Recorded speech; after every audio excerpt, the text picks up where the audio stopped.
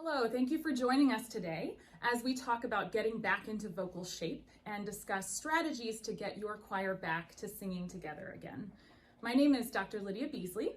And I'm Dr. Jacquelyn Matava. We are both voice teachers at Trinity University and staff singers at St. Mark's Episcopal Church in San Antonio, Texas. We'd like to take a second to thank for having us do this virtual presentation. The goal of our presentation is twofold.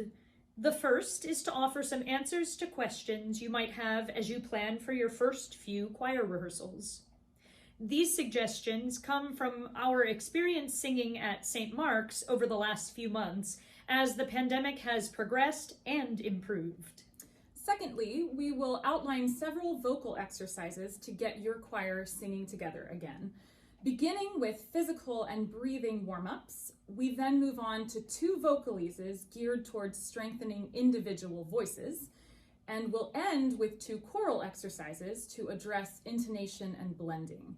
We chose these exercises based on our experience as voice professors and professional choir singers. We have all basically lived in masks for the last year and a half, but singing in them is a whole different matter. If your choir is going to rehearse and perform in masks, please consider the following. Catch breaths are especially difficult in masks, so give your choir extra time to recover when you are able. Secondly, we all love long legato choral phrasing, but because catch breaths are difficult, instead of relying on stagger breathing, consider building in more frequent breaths for the group. Shorten phrases where you can. Additionally, adjusting tempi may help your choir breathe more efficiently. For example, taking a faster tempo on a slower piece will shorten phrases. Taking a slower tempo on a faster piece will give your choir more time to breathe in between those phrases. Lastly, we recommend purchasing performance masks for your singers. They really are a game changer. We all have used a variety of cloth and disposable masks in everyday life, but singing in one can cause excess jaw tension, inhalation problems, and difficulty with diction. A performance mask has boning sewn into the front, so it stays away from your mouth when you inhale and gives you more space to open your mouth. At St. Mark's in Trinity, we use masks made by Southeastern Performance Apparel, but there are now many companies that are producing similar performance masks. You can see us model our masks shortly during the vocal exercise section. What repertoire will best serve an out-of-shape choir? While it might be tempting to jump into working on new anthems that you've been dreaming about all pandemic, it will benefit your choir to start slow. Start with easier pieces that are familiar to them.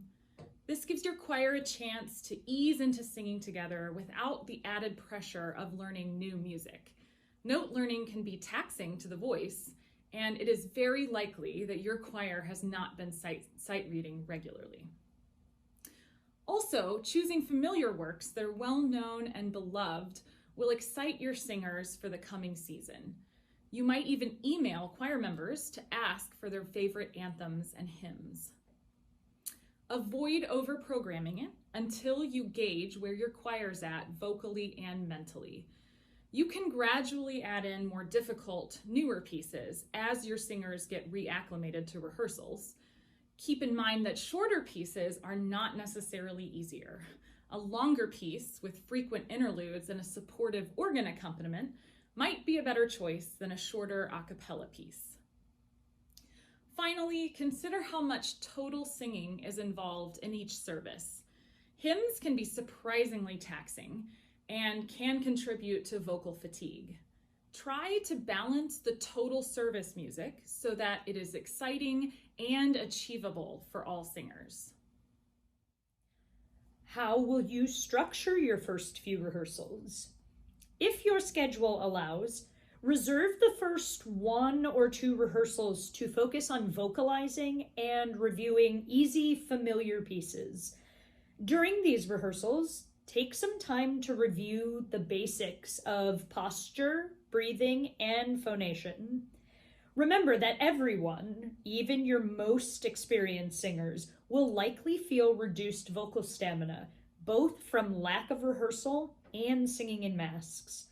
Try taking shorter vocal breaks more often. Some choir members are going to be enthusiastic about getting back into singing. Others might be terrified that they are no longer good enough to sing in choir. The goal of these rehearsals is to help all of your singers build back their confidence.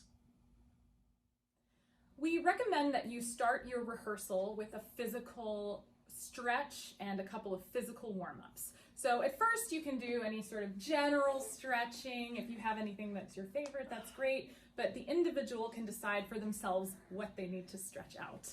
We actually have 2 specific physical exercises that are pretty fun. They can break the ice, and they also target 2 different things. And the first is called Shakeout, and what this targets is really releasing the tension in your arms and legs. Both your arms and legs can get quite tense when singing in choir. Your arms can get tense because they hold music, and your legs can sometimes lock. The knees can sometimes lock, and we want to make sure that does not happen. So here is how you do the shakeout. You take one hand and you shake it 8 times. 1, 2, 3, 4, 5, 6, 7, 8. The other one. 1, 2, 3, 4, 5, 6, 7, 8. You take your leg. 1, 2, 3, 4, 5, 6, 7, 8. And your other leg. Now you do it 8 times, then 6 times, then 4 times, then 2 times, then 1 time. It's kind of difficult. It makes everyone look really silly, and you'll have a great time. So we're going to demonstrate the whole thing for you right now. Let's do it. All right, here we go.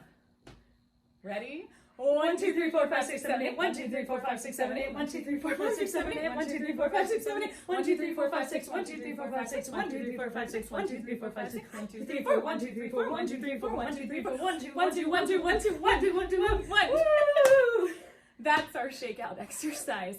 So as you can see, it is incredibly silly. It does get your heart rate going a little bit, and it will break the ice with your singers. The other silly exercise we have is one that Dr. Matava uses for her opera workshop as well, and it's called Little Big.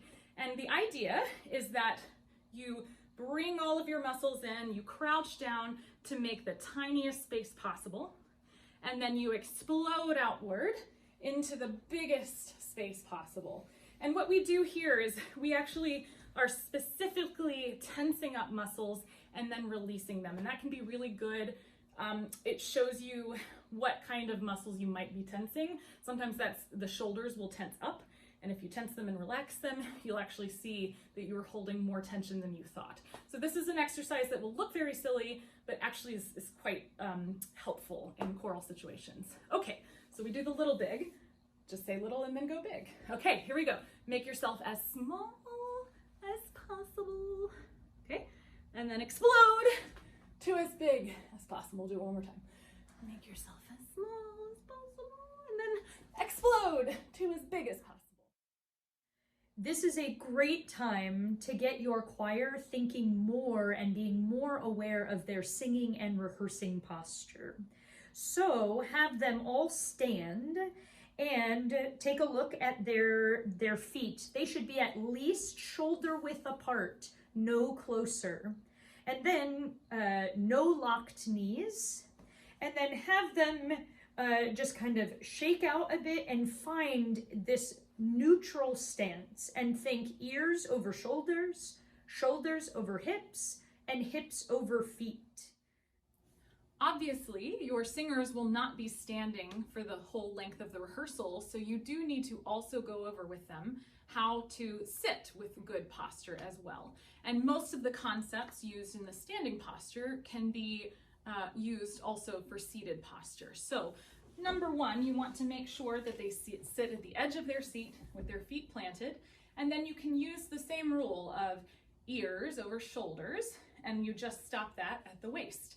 So gradually in the middle of the rehearsal, you might find that choristers end up in a position like this. So you want to continually check in with them, especially if they've been out of practice, because their breathing can be severely affected if they are not standing with good posture. So check in with them to make sure that they're seated like this with our ears over shoulders, over waist. After doing your physical stretches and checking your posture, I like to move on to lip trills. I start every voice lesson I teach and every singing session I do with lip trills because they are a great way to get your breath moving, and they're a nice segue between breathing exercises and singing exercises. You can do lip trills any number of ways. Arpeggios, 5-note scales, 9-note scales, sighing, sirens. Today, Dr. Beasley is going to demonstrate a 1-5-1 sigh, and then just an up and down arpeggio.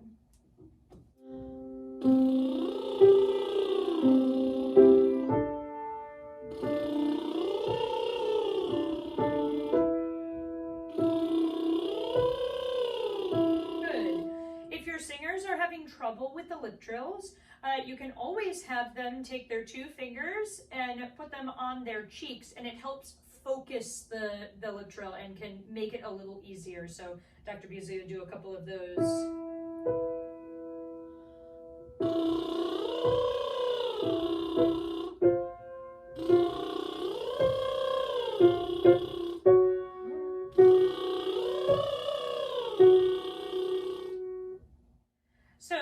Switch to the arpeggio lip trill with the performance mask on. Now, if you have singers who are not wearing a performance mask, this might be a difficult exercise due to the mask being up against their mouth. If so, they can do a rolled R, or they can do a really buzzy forward hum. But since Dr. Beasley is wearing her performance mask, she will do the regular lip trill. So let's do keeping everything nice and lazy slidey up and down.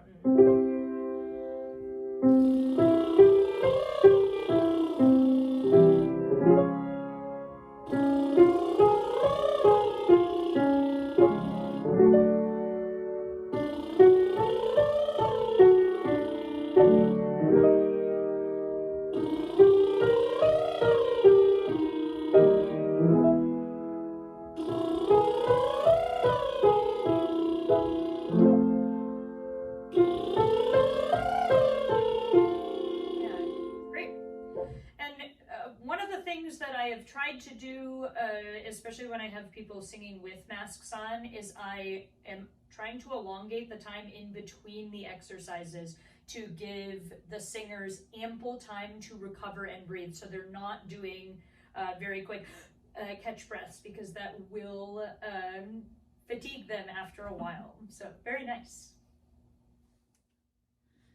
The first of our phonation warm-ups is an exercise that uses a bright behind the teeth kind of vowel.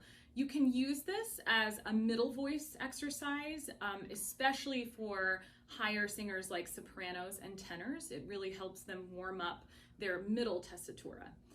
The purpose of this exercise is to activate your articulators without excess tension at a fast tempo. And also the front vowel really facilitates a ringing tone, a desired sound for your choir.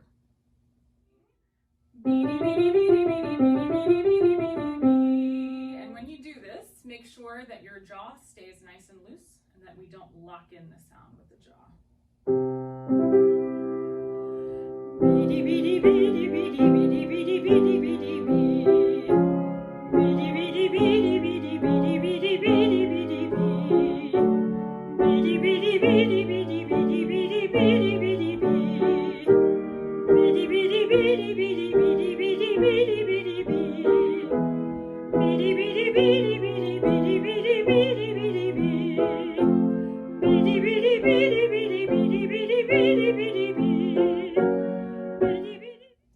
And here is what this exercise sounds like when your singers wear a mask.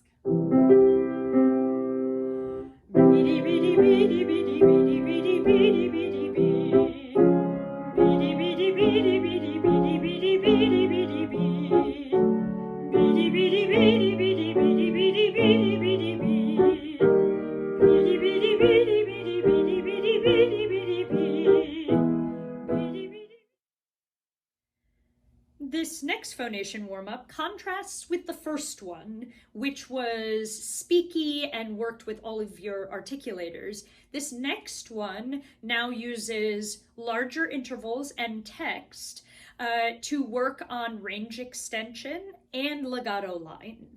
You can either use the couple of phrases we've offered, I love to sing, I know you, or it's time to go, or you can use a neutral consonant and vowel. I prefer fi, fe, fo, fa. And encourage your singers to sing with their full voice as opposed to worrying about blend or choral sound. Just let them get their sound out there. All right, so now let's do some I love to sing.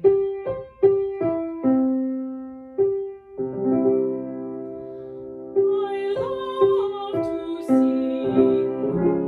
I love to sing.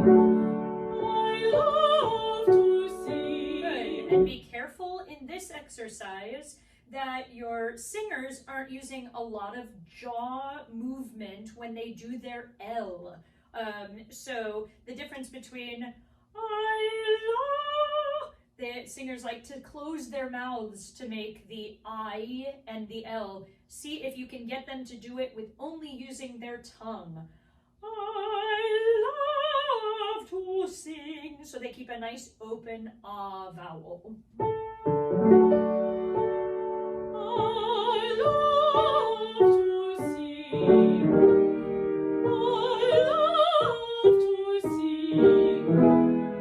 I love to sing. I love to sing. I love to sing.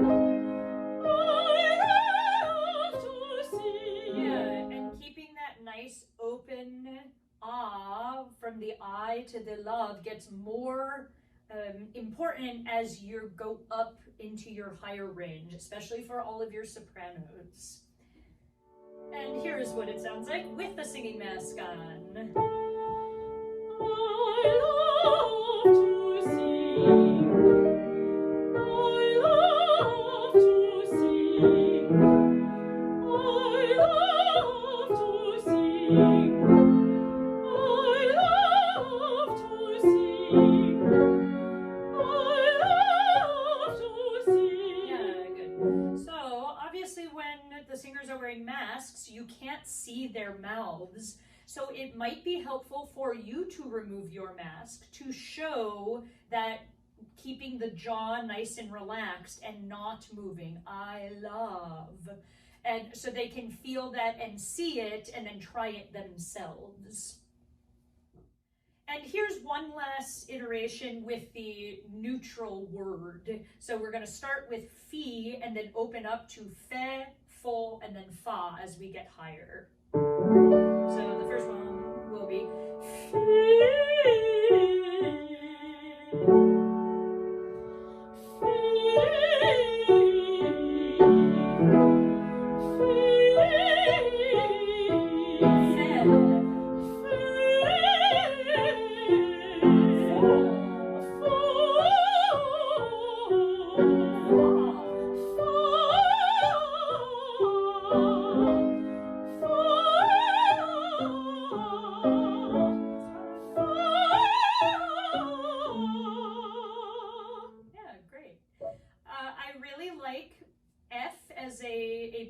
consonant because it gets your breath moving and gets everything in line. So encourage the singers to use the F to get that air moving and have it go forward the entire time through the entire exercise.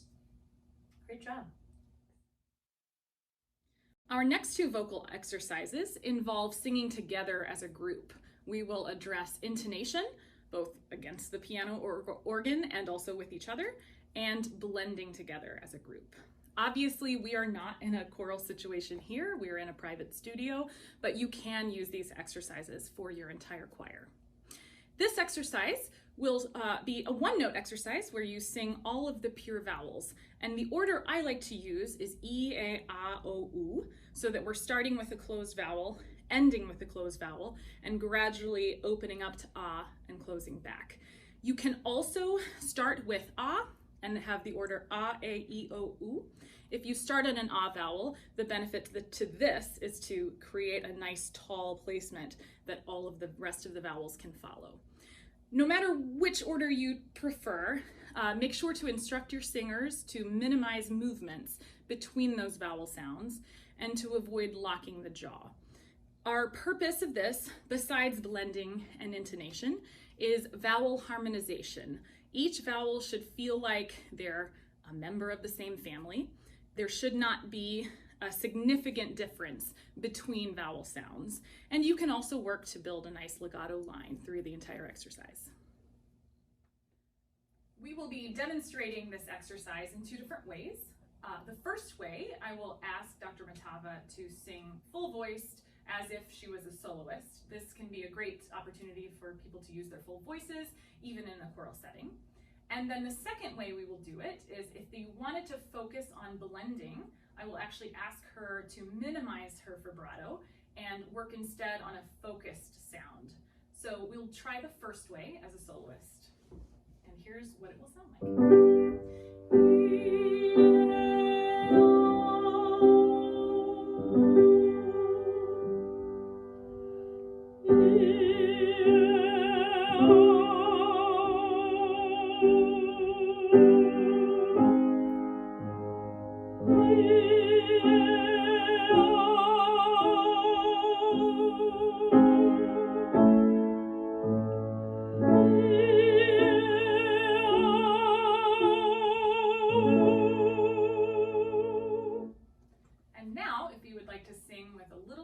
Vibrato and finding a nice focused sound.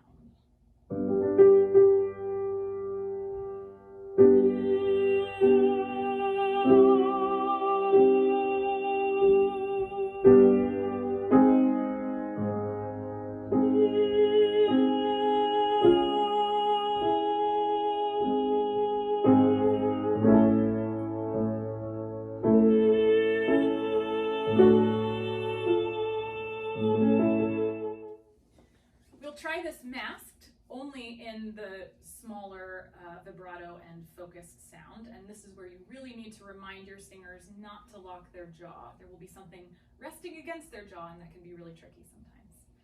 All right.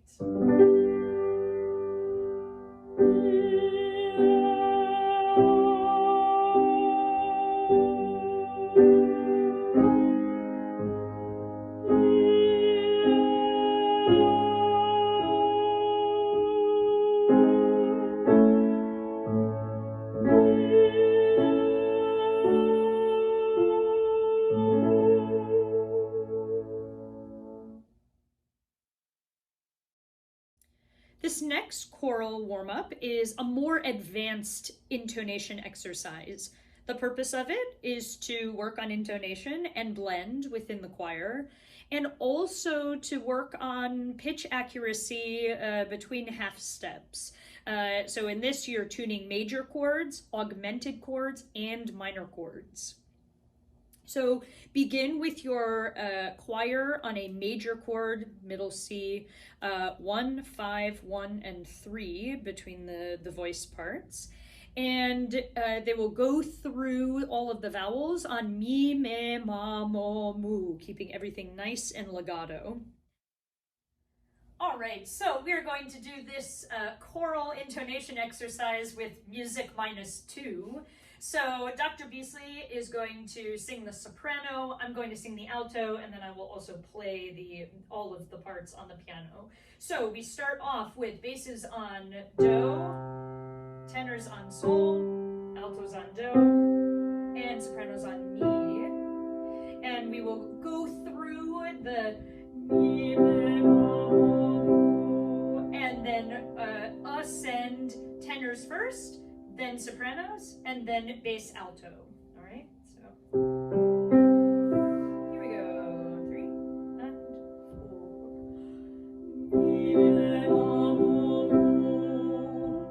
mi, me, ma, mo, mi, me, ma, mo, mi, me, ma, mo.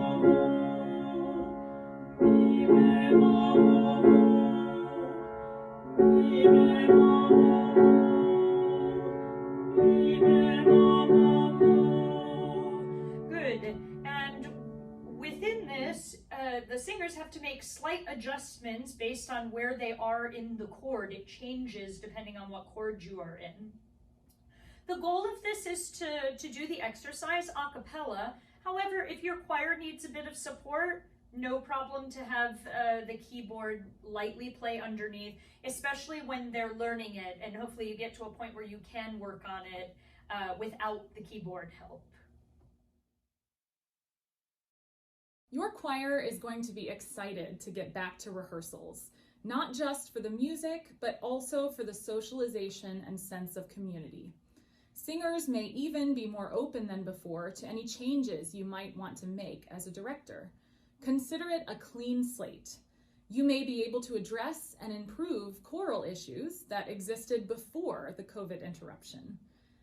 If you feel uncomfortable leading a rehearsal focused on vocal technique, consider inviting a local voice teacher to lead a session for your choir members. No matter how your choir sounds at the beginning of the season, the congregation will celebrate the return of choral singing and appreciate the choir's contribution to the service. If you have any questions, don't hesitate to reach out to us. Once again, thank you to for having us today. We hope that you might be able to use some of the information and warm-ups from our presentation as you return to rehearsing. We are as excited as all of you to get back to singing together again.